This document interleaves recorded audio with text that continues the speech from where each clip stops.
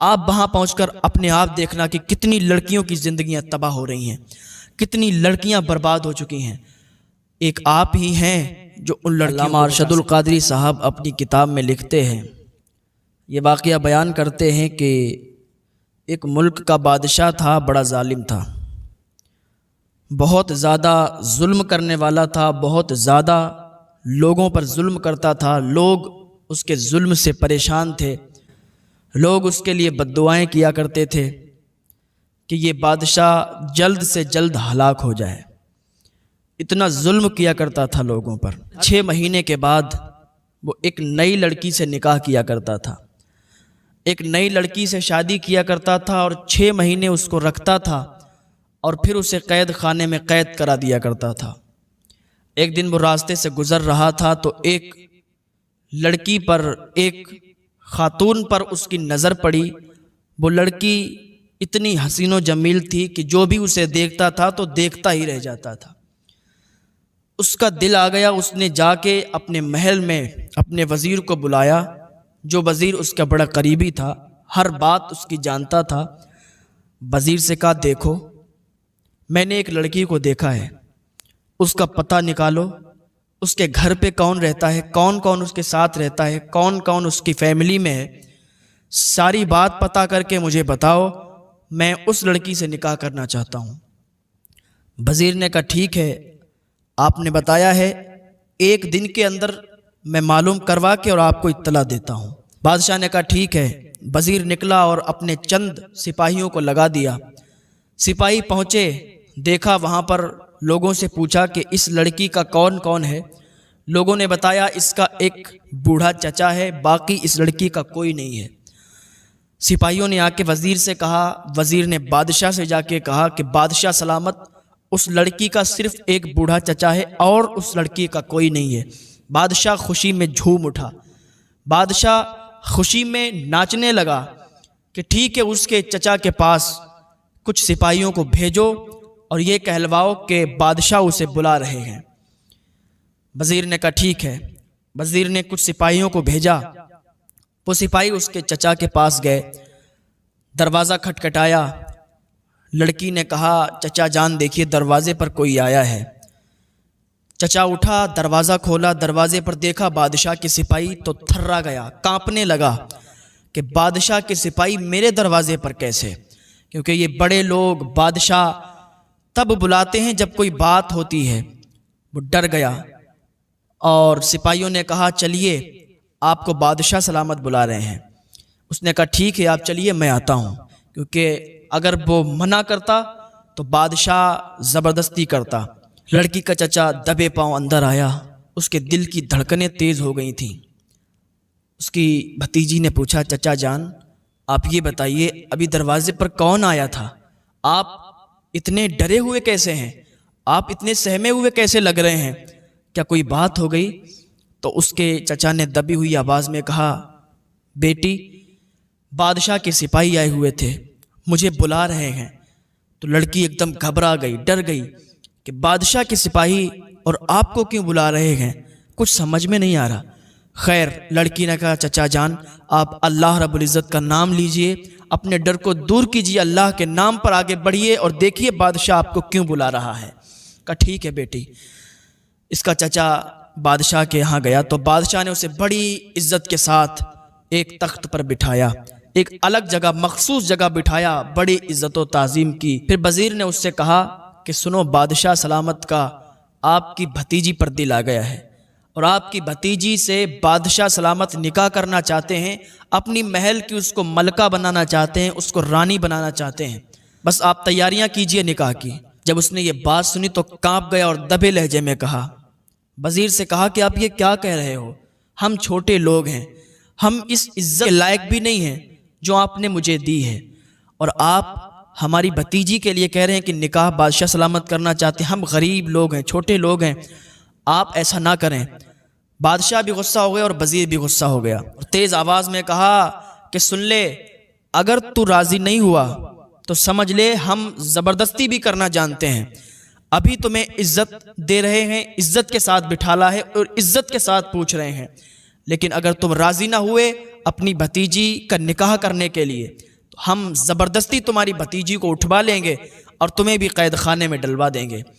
اب جب اتنی بات سنی تو اس نے کہا کانپتی ہوئی آواز میں، اس لڑکی کے چچا نے کہا ٹھیک ہے جیسی آپ کی مرضی، اور اس کے آنسو آ گئے۔ آنسو پوچھتے ہوئے گھر پہ آیا، دروازہ کھٹکھٹایا، بھتیجی نے دروازہ کھولا، اندر آیا۔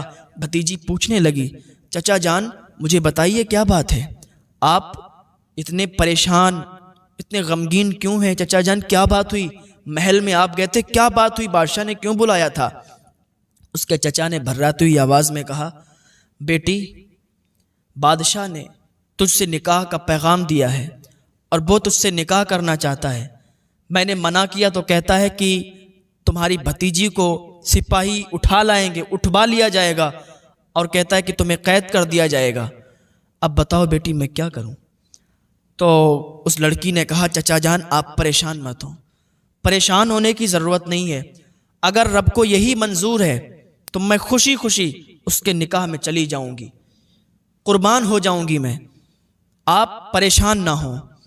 اب بادشاہ تک پیغام پہنچا دو کہ ٹھیک ہے میری بھتیجی تیار ہے، وہ آپ سے نکاح کرے گی۔